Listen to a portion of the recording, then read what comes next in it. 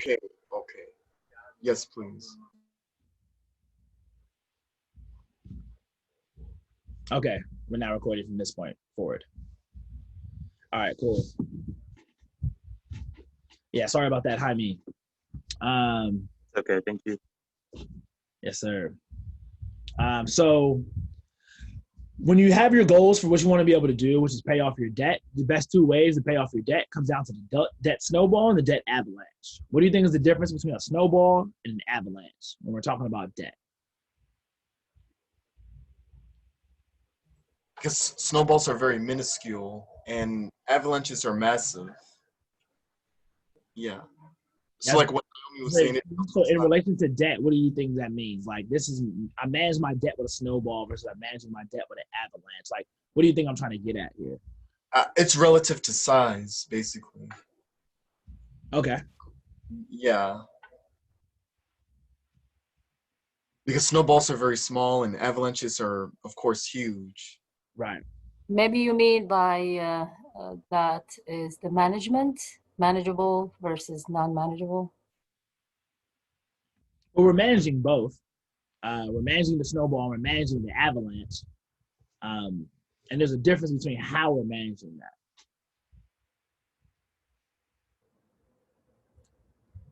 All right, I'm gonna click on this. Let's see what that snowball brings up. Have you all ever heard of Dave Ramsey? Yes, definitely. All right. So if you haven't heard of Dave Ramsey, I encourage you to go on YouTube or go to his website, daveramsey.com, and just look at how he talks about handling your debt. He's an advocate of the debt snowball. The reason he's an advocate for the debt snowball is because the debt snowball is based upon behavior. It's not based upon finances. So it's a snowball because a snowball can start off very small. And if you roll that snowball down a mountain, it will start to pick up more and more snow. And then soon it will grow and get larger as it continues to snowball down the mountain. And before you know it, what was a small snowball size effort towards your debt can turn into a massive, large snowball towards your debt. So the first thing you have to do is list your debts from smallest to largest, regardless of the interest rate, which means we're listing it smallest to largest based upon the how much money you owe for that debt. So if I have a $500 credit card debt, I have a $10,000 car loan, and then I have $50,000 in student loans, that means that my $500 credit card loan is going to be listed first, and that's the first debt that I'm going to pay off. And then second is going to be my car at $10,000 as a $10,000 loan, and then after that is going to go into my $50,000 student loan. So what I'm doing with this behavior is I'm making minimum payments on all of it, which is going to be step 2. And then I'm going to pay off my smallest debt first. So now I have this behavioral experience where I'm like, yo, I just paid off my debt. I feel good. I just paid off my credit card debt, $500. I'm credit card debt free, right? So now you're starting to put into your mind, your subconscious and your effort. Really, actually, I'm sorry, your conscious mind that you're paying off debt and it feels good and that you can do it. So when you go from the credit card, which is a lower amount, to your car loan, which is a higher amount, you have more confidence that you can pay it off and you're more likely to keep that pace up. Does that make sense? Any questions on that so far? I know, no questions. All right. Thank you. So then you just repeat that over and over again. And this is about behavior. This is not mathematically the best way to do it. I will admit that. It's my favorite way because it's behavior. And I'm more of a behavioral economist than I am about the actual numbers themselves. So what happens is that people are usually intimidated trying to pay off their debt. People can look at their debt and say, wow, I just became a doctor. I have $400,000 in debt.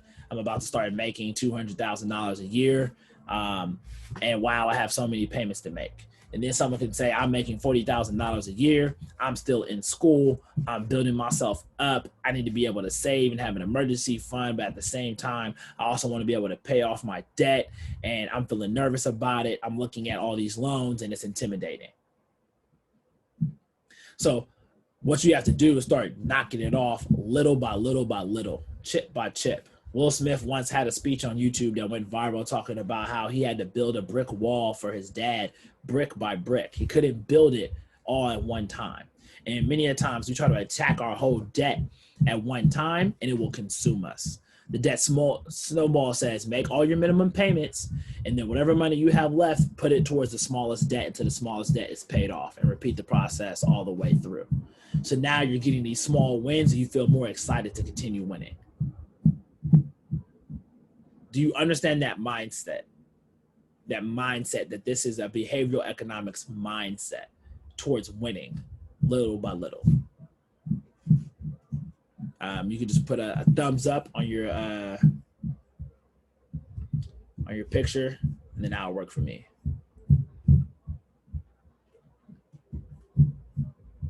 Great. All right, awesome. So we want to jump back to the Avalanche, which is a little bit different. The Avalanche is all about the numbers. So here you can go to nerdwallet.com and actually do a debt avalanche calculator. What I'm going to do is actually just copy this, throw it in the chat. Let me go to Dave Ramsey. The Avalanche. Oops.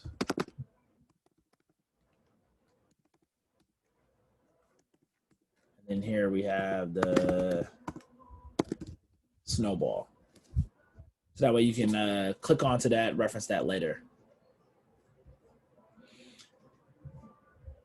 And then give me a second. Boom, here we go. All right, so the debt avalanche is all about the interest rate. So let's say you have a hospital bill for $300 and the hospital is allowing you to pay on it interest free. You also have a credit card balance of $2,500 at 22.9% interest and another of $5,000 at 15.9% interest. So at this rate, the one that's worth $2,500, that debt becomes your priority because it has the highest interest rate of 22.9%, which mathematically is going to put you in an ability to be able to pay off your debt the fastest. But paying down $2,500 is going to take more time than paying down $300. Do you understand that? Great. But because its interest rate is higher, the interest in amount of money that's going to be accrued on top of your principal referring to the amount of money that you have in the account, the principal being $2,500 at 22.9% interest, that's going to actually cost you more in the long run than any of these other debts and loans. Is that understood? Great. So with that, in the Avalanche, it's about attacking the largest interest rate. Sorry about that. I'm not sure what happened there. But yeah, so you can read up on both of those and figure out what's going to be best for you. If you're a methodical person where your emotions and your finances just really aren't tied together, and you can sit there and just go through the math, because once the math works out, that's the person that you are. You're like, boom, that's the math. We figured it out. We know the interest rate. Let's go. Do the Avalanche. You'll probably be at a debt, about 20%, 10 to 20% faster than somebody who's going on the Snowball. Now, if you're a person like me, you're emotional. I'm high energy. I got to be all in. I got to be excited. I need little wins in order to get big wins. That's just how I am. When I play basketball, I'm not confident until I make my first shot. After I make my first shot, then it just starts to roll from there. So I need an emotional kick. So I like the debt snowball. Recently, I was able to pay off all my credit cards. After paying off all my credit cards, I was able to pay off my car. And so now I have no credit card or car debt. And then I have 2 more debts I'm handling, and after that, what's left is going to be my student loan. So the Snowball has been working for me and allowed me to be able to pay off a lot of my debt. For people who are dedicated to paying their debt, first and foremost, after, obviously taking care of your Maslow hierarchy of needs and your basic essentials, let's say your essentials are your food, utilities, rent, and transportation, those people on average are paying off their debt in 2 years or less using the debt Snowball or the debt Avalanche. So if you handled your basic necessities and then you were committed to maybe making an additional $1,000 a month, some way, somehow, and you put all that money towards your debt, the average person who's doing that's paying off all their debt and becoming debt-free in about 2 years. Now, you may not go on a single vacation or eat outside at all. You might eat some rice and beans, but it's possible. Any questions on the Avalanche or the debt Snowball? All right. So I talked about possibly making more money. Right in the chat, what are some ways that you can make $1,000 a month additional income?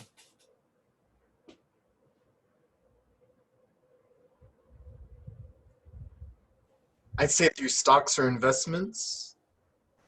Okay. What are you doing? What do you mean? So like maybe investing in a relatively big company like Amazon, Walmart, etc. And other suggestions that I have would be like small jobs like tutoring or, teaching on the side or, DoorDash, Lyft, etc. Okay. Which one would you realistically do? So me as a student, I think I would go with tutoring and maybe DoorDash. That's most convenient for me. Okay. And what would $1,000 additional income do for your life right now? Well, it would help me to pay. It would like go a long ways towards, paying for my books and housing for the next several years. Like in the future, if we do in-person classes, yeah, it would just help me, and it would help me like afford other things that I need in addition to that. Yeah, absolutely. Absolutely. So what's keeping you from doing DoorDash or doing tutoring on the side right now? I'd say it's mostly time, because my classes are, very demanding. Even though I do have a bit of time to spare on the side, I just feel that I'm not quite in the position to do something like DoorDash right now. I do tutor, but I'm not really in the position to do DoorDash or Lyft at this time. Okay. So with tutoring, how can you get your tutoring side hustle to be earning $1,000 or more a month? Or is it already doing that? I'd say a very potent means to doing that is by increasing my social media presence in terms of advertising my business, like on my social media pages and, making a website. Something else that I'm also interested in doing is pursuing notary, because I did receive my license as a California notary, so I'm interested in pursuing that route as well. Okay, let's pick one. I'm big on focusing, and when you have one focus, I think you're able to achieve it more. So out of notary and out of tutoring, which one of those do you think would be the best for you to be able to earn an additional $1,000 a month on a consistent basis? Like something that you would want to do and work hard towards for a year straight. Right. So if I had to fix my attention to one, it would definitely be tutoring. So not only my student, and not only do I have the potential to tutor a lot of students right now, like I can make a sizable income from that, especially if I charge like a reasonable amount, like maybe $12 an hour, $15 an hour. I think that sounds pretty reasonable. At $15 an hour, how many people, well, how many hours on average do you tutor? I'd say for about 2 hours. Okay, so for 2 hours at $15 an hour, so tutoring one person can allow you to make $30 an hour. How often in 1 week are you tutoring that one person? I usually tutor multiple people. So I'd say it's not like consistent with one person usually. If anything, only about like 2 people or so. So for an average of 2 hours of tutoring, which comes out to $30 total for those 2 hours, how many people are you tutoring? How many people do you need to tutor in order to make $1,000? How many tutoring sessions? Since sometimes it can repeat, but sometimes it's different people.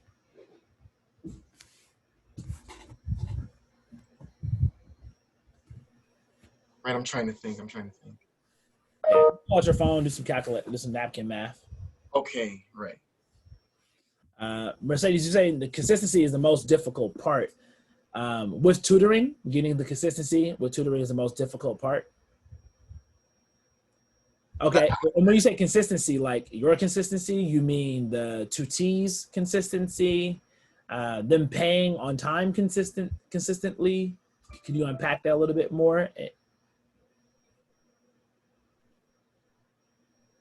You can go ahead, sorry, you can speak. She's typing in the chat. Okay. Wait a second. Oh, all of it. Yeah, apologies. I'm doing 2 things at once, so I'm going to be in the chat mostly. But yeah, it's mainly the consistency with the people that you're tutoring. So sometimes they have their own life schedule or cash flow, or you know what I mean. There's things that can pop up, or you may get busy, and so that's mainly the biggest thing with tutoring.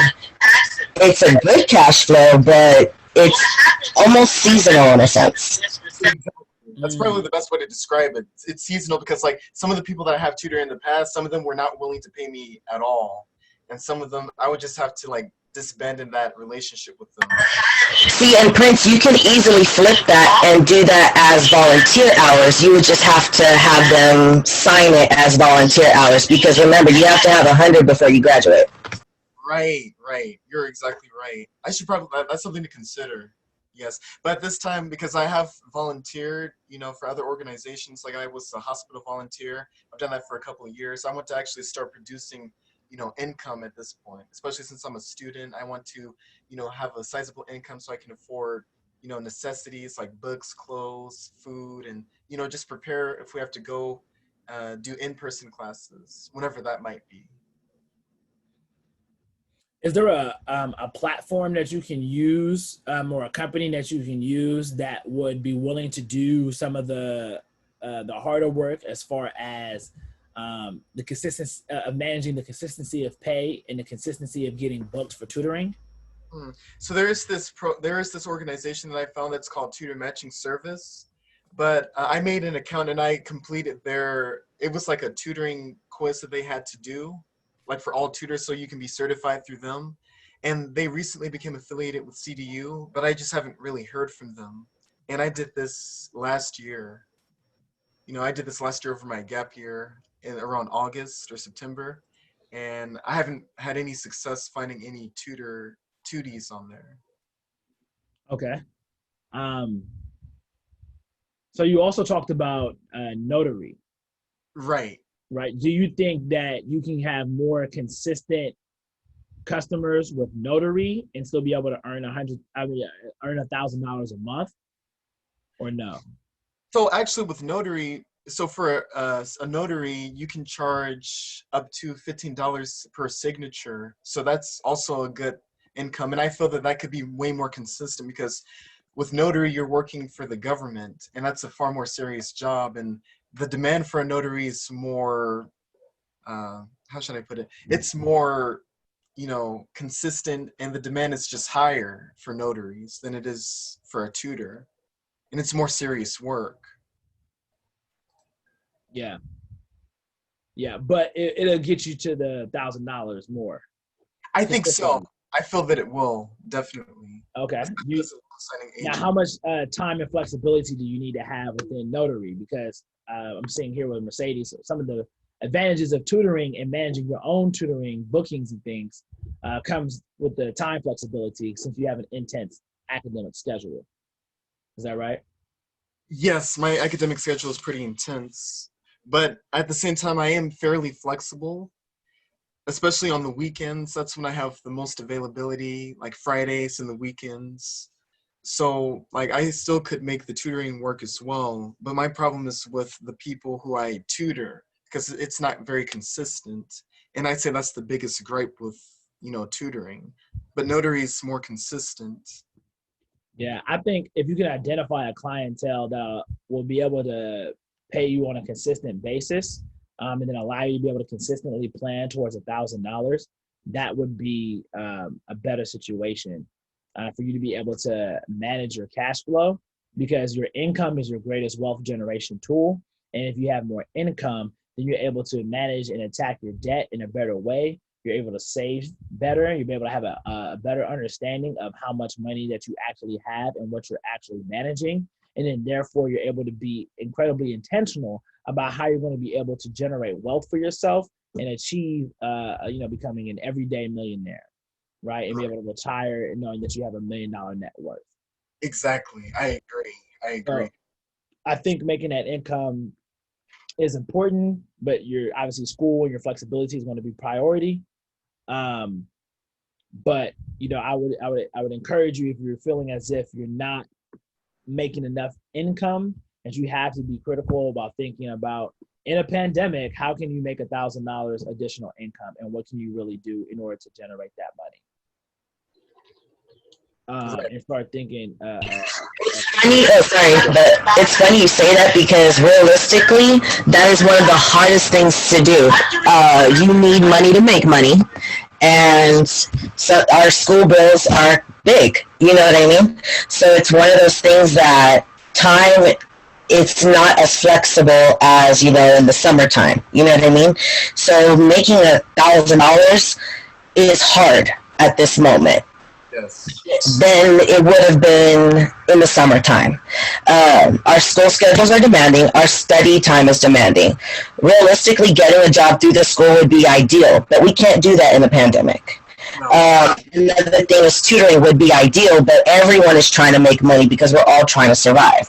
So, finding those opportunities in a saturated market are not as clear. Make sense? So what's a way around all of this? Like, do you have any ideas that you can maybe spark for us in our situation? Yes, that would be amazing. Yeah, absolutely. I think it's creating an online business and presence, something that Prince was leading towards earlier, and using social media in order to improve the tutoring. I don't necessarily think tutoring or notary, in my own personal opinion, would be a great business to focus on specifically.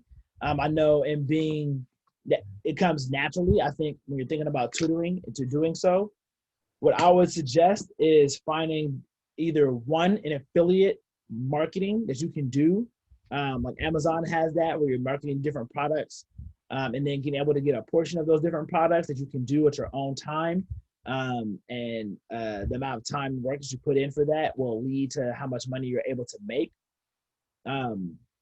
You all are already doing services, but this is your services is mostly tutoring. And then I would say, other than that, selling products and creating your own products versus doing affiliate marketing, which is marketing someone else's products. So those are the two ways that I've seen in a pandemic that people have increased their online presence and ability to be able to sell products or market products for someone else.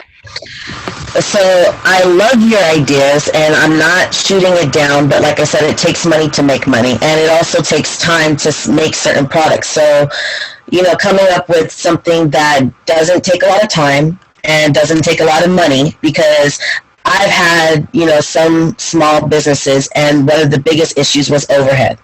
So making sure that I can still supply that and be able to ship, all of that either takes money or time, or I need to have somebody working with me. Is there any other ideas that you have?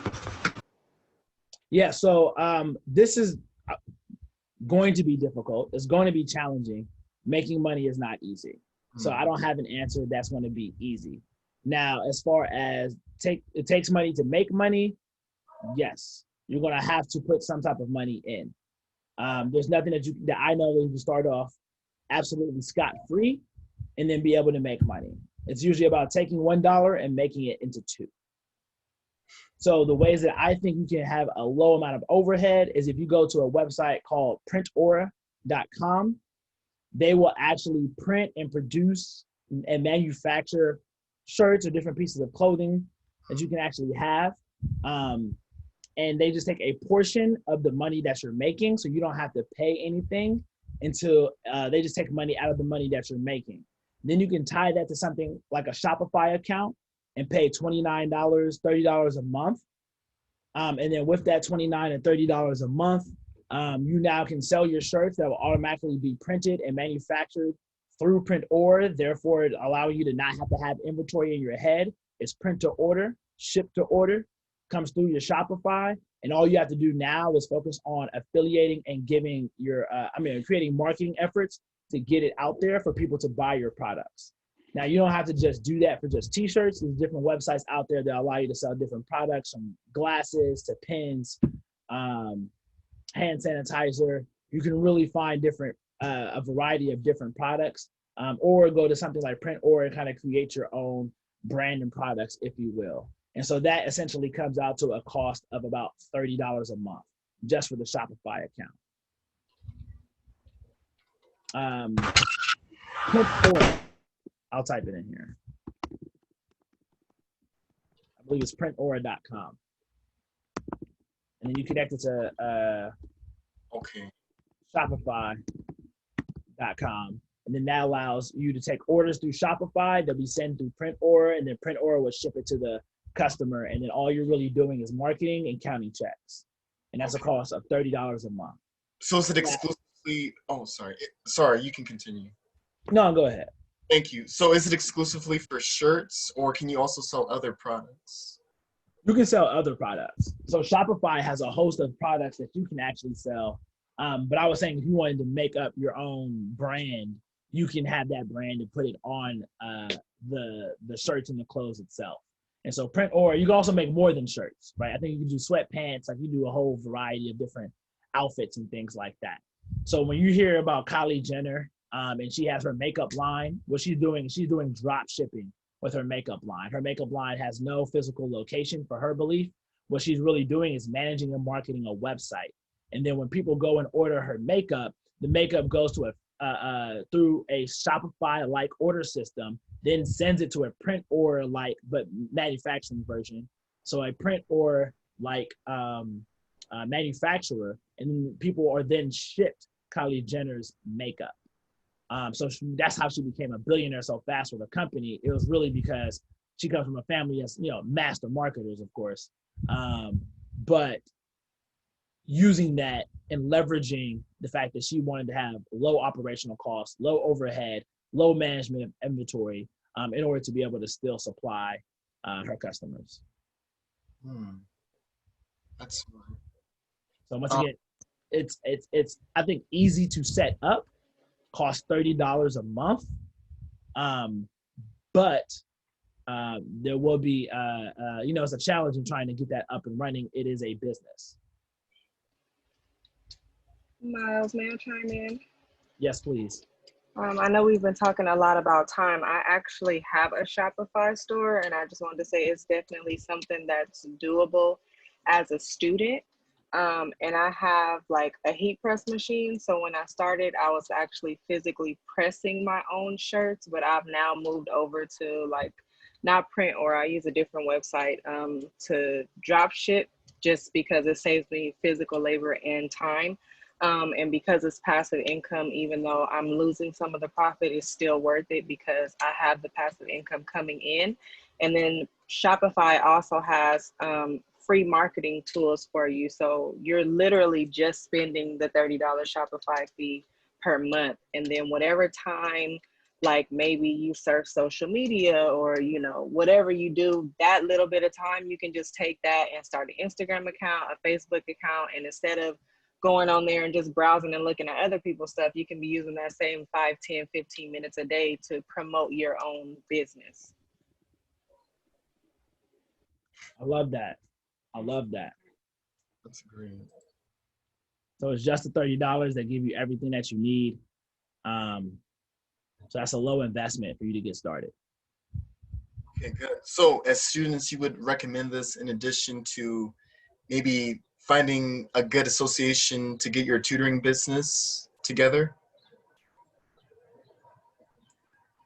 Yeah, I would definitely recommend having some type of income stream that you can manage that's flexible.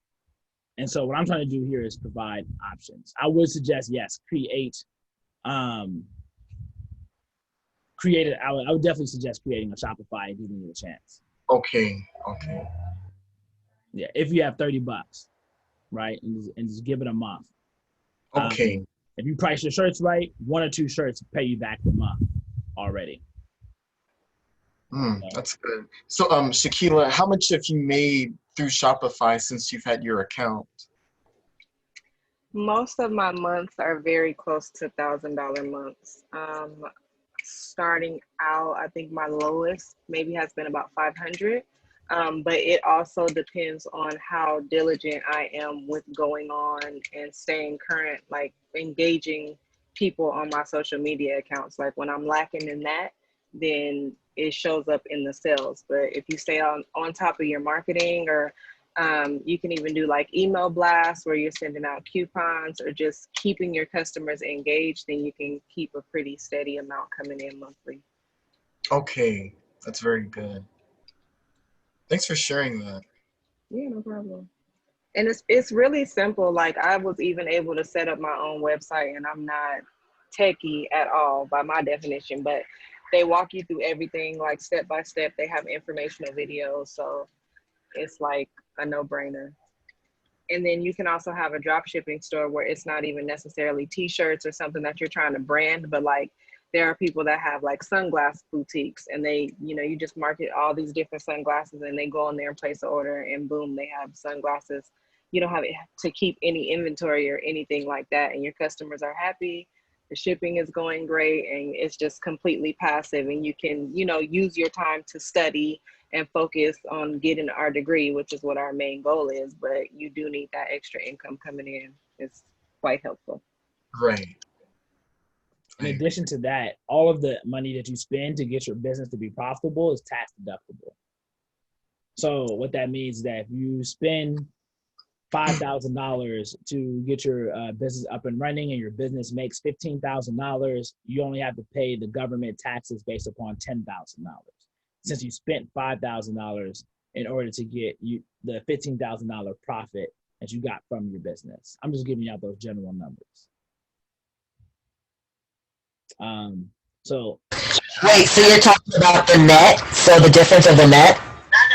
Basically, if we made $5,000 and if we claim it, we would have to have made $10,000 in net? Is that what you're saying? Yeah, you're basically only taxed on your net income. Okay, that's what I was wondering. Yeah, so then I would suggest something like Quickbooks. If you have Quickbooks, which would be really good in order for you to be able to manage all of your expenses and what you're spending, and then you can actually have that automatically go into your TurboTax. And then once you're done, once you're filing your taxes, now everything that you've tracked for your business in QuickBooks, self-employed, you'll be able to transfer all the way over into TurboTax. I'll put that into the chat now.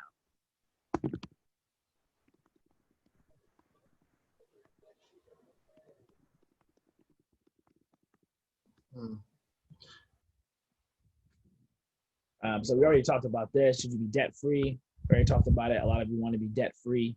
I was gonna have a little video. What I'll do is I will just, The escape. wasn't trying to play it right now. I was just trying to copy it over real quick. That's what I'll do. I'll copy this video. I'll leave it in the chat. You can watch that. Talk some more about being debt-free. But I really like the conversation that we had. We got to dive into more ways on how you can be able to make more money. At this point, you can make, as we've seen with Proof, you can make up to about $1,000 a month additional income with a $30 a month investment through Shopify. Literally, you can make your own t-shirts, make your own brand, or create a shop and just sell somebody else's products for them. You can sign up and be an Amazon affiliate in order to make more money while you're at home, and just spend time marketing and engaging and creating a marketing niche. Mm. And also, I have one more question. So, what did you do to produce income when you were our age, like late teens, early 20s?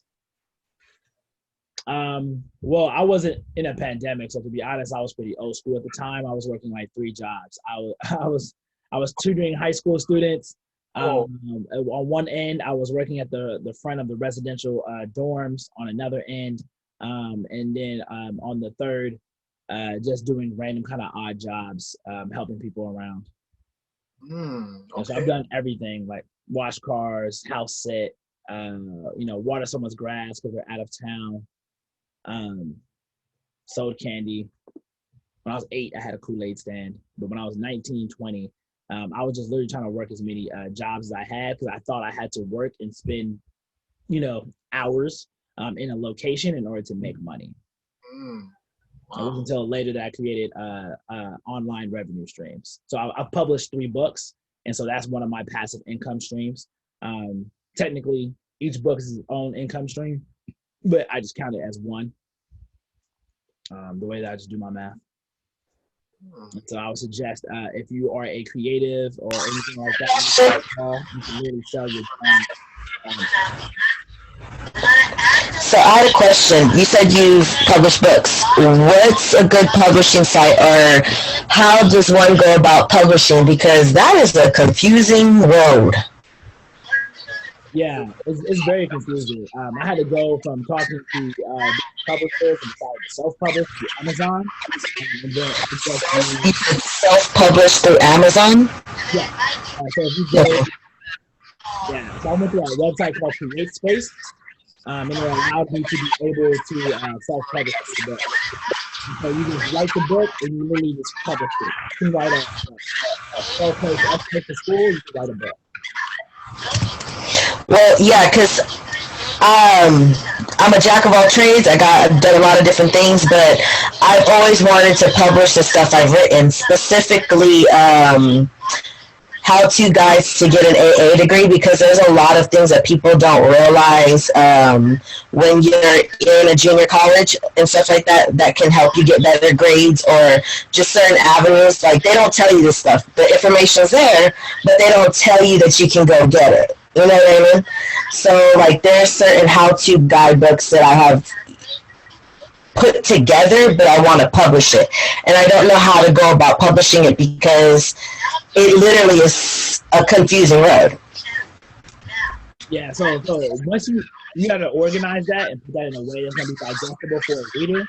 Try giving it to somebody to read, or go to Fiverr.com and hire a... Can you put that in the chat, because your voice is a little bit muffled coming out of my speaker? I think it's my end, but the places that you're talking about, just stick. Thank you. Okay. Yeah, so I think if you mute yourself, you could hear Niall. Oh, gotcha.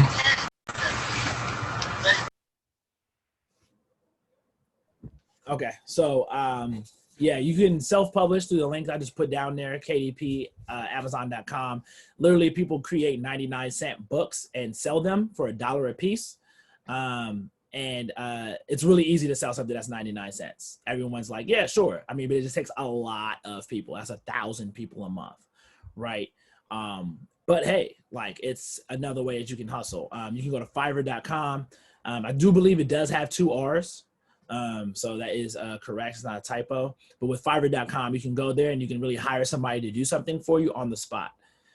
So what's really good is if you need a logo, a t-shirt brand, you can hire somebody to do so. If you want somebody to take your book and put it on, make it more aesthetically pleasing as they're reading it, you can do so, and things like that. But I do know we're at time. Today's conversation was really good. I like how you all were very engaging. I really appreciate that. If you have any more questions, feel free to bring them back next week. If there's anything that you want to talk about next week, since that's our last week, type it in the chat now, or just tell me now, and I can write some notes and try and integrate it into what I already have planned. Next week is the last week. We did this last week. Today, Mercedes, and then we're going to do it next week, same time, same link.